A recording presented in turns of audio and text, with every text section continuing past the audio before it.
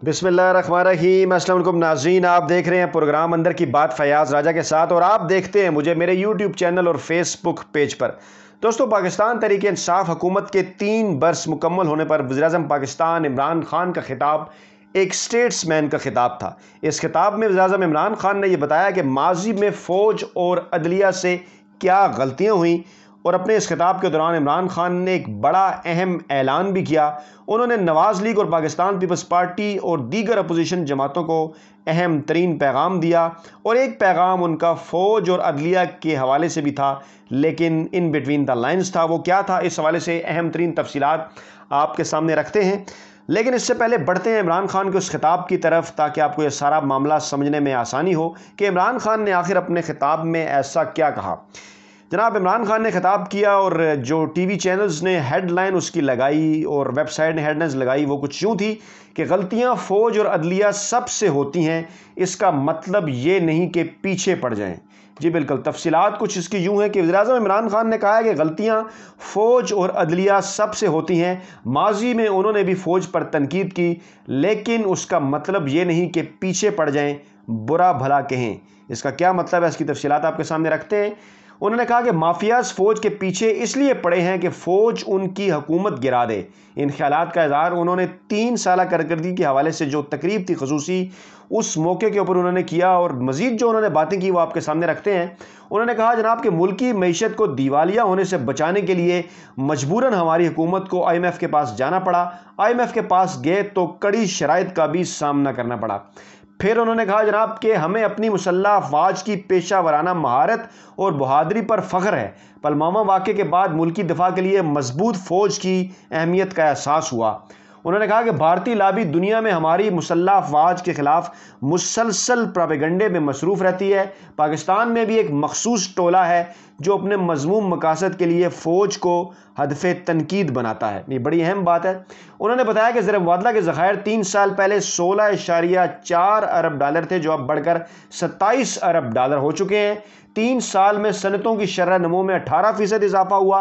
पाकिस्तान से हर साल 10 अरब डॉलर चोरी होकर काले धन की सूरत में बाहर मुंतकिल होता रहा। कौमी एहतसाब ब्यूरो ने हमारी हुकूमत से पहले 18 साल में 90 अरब रुपए रिकवर किए थे। गुज़श्ता 3 साल में नैब ने 519 अरब रुपए रिकवर किए। फिर उन्होंने साबिक सदर को तनकीद का निशाना बनाते हुए कहा कि माजी में आसिफ जरदारी हुकूमत से निकले तो सीधा जेल में गए। जैसे ही नून लीग की हुकूमत ख़त्म हुई तो आसिफ जरदारी जेल से सीधा इक़्तिदार में आए। जब साहिब इक़्तिदार तबका बदउनवानी में मुलव्वस हो तो मुल्क तबाह हो जाते हैं। उन्होंने कहा कि तरक्की याफ्ता मुल्कों की तरक्की का राज सबके लिए यकसा कानून है। नून लीग के दौर में मुल्की बरामदात में इजाफा ही नहीं हुआ। मौजूदा दौर में कई बरसों बाद पहली बार बरामदात में नुमाया इजाफा हुआ है। गुज़श्ता 1 साल में पाकिस्तान में ताजर बरादरी के एतमाद में 108% इजाफा हुआ। फिर उन्होंने कहा कि जनाब, हमने पाकिस्तान ने यह तहैया कर लिया है कि अपने मुल्क को दूसरों के मफाद के लिए इस्तेमाल नहीं होने देंगे। माजी में अमेरिका का साथ दिया, मतलब पूरा हुआ तो पाकिस्तान पर पाबंदियां आयद कर दी गई। माजी में भी वाज़ह कर चुका था कि अमेरिका की जंग हमारी जंग नहीं। उन्होंने कहा कि माजी के हुक्मरानों ने अमेरिका की मदद की और जवाब में अमेरिका ने 480 ड्रोन हमले किए। अमेरिका की जंग में भारी जानी और माली नुकसान के बावजूद पाकिस्तान को, हालांकि नुकसान पाकिस्तान का हुआ, लेकिन पाकिस्तान को मसाइल की वजह करार दिया गया। फिर उन्होंने कहा कि अफगानिस्तान की मौजूदा सूरत हाल के हवाले से अमन में मामनत हमारी खारजा पॉलिसी का हिस्सा है। अफगानिस्तान में फ़ौज अपनी करप्ट हुकूमत के तहफ़्फ़ुज़ के लिए नहीं लड़ी। उन्होंने वाज़ेह किया कि अगर हुकूमतें करप्ट हों तो फिर अफवाज नहीं लड़ा करती। अफगानिस्तान गुज़श्ता 40 वर्षों से खाना जंगी का शिकार है। अफ़गान बहादुर कौम है जिन्होंने 10 लाख शहादतों के बावजूद हार नहीं मानी।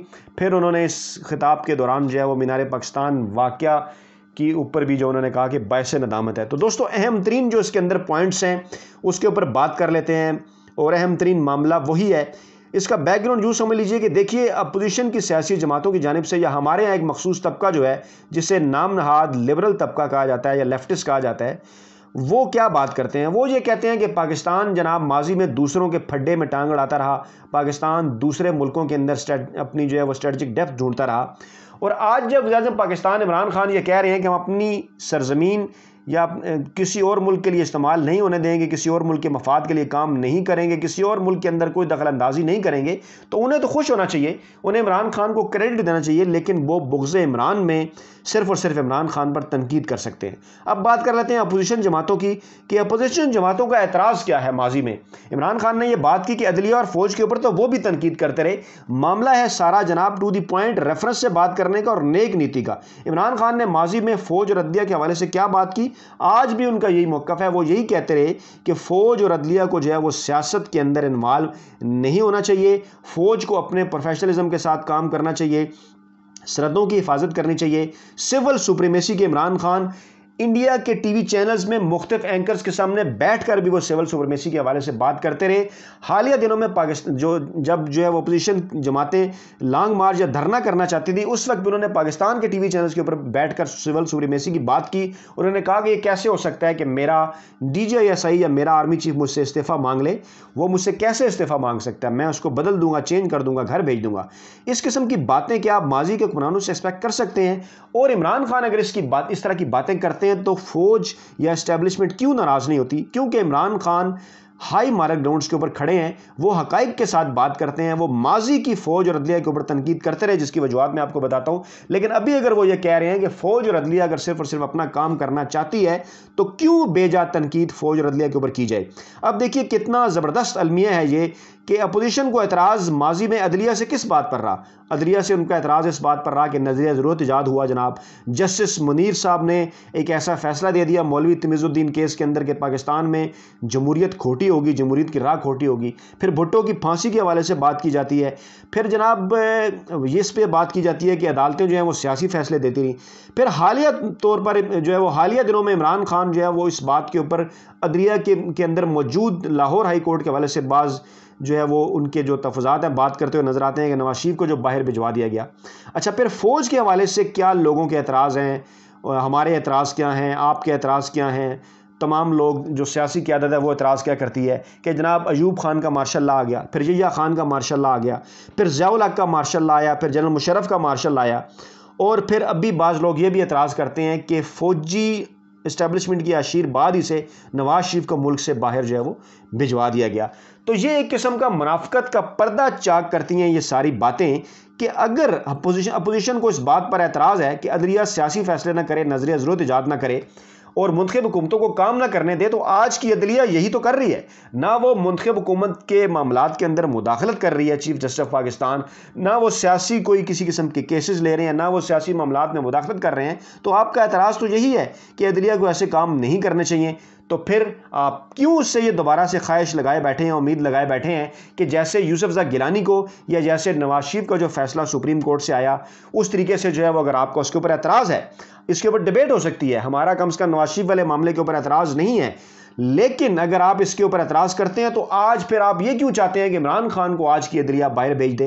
آپ کیوں جسٹس فائز عیسیٰ سے اس قسم کی امید لگائے بیٹھے ہیں کہ جب وہ چیف جسٹس بنیں گے، اور جب اگر چیف جسٹس نہیں بھی بنیں گے تو کسی طریقے سے یہ سو موٹو انہوں نے کیوں لیا تھا؟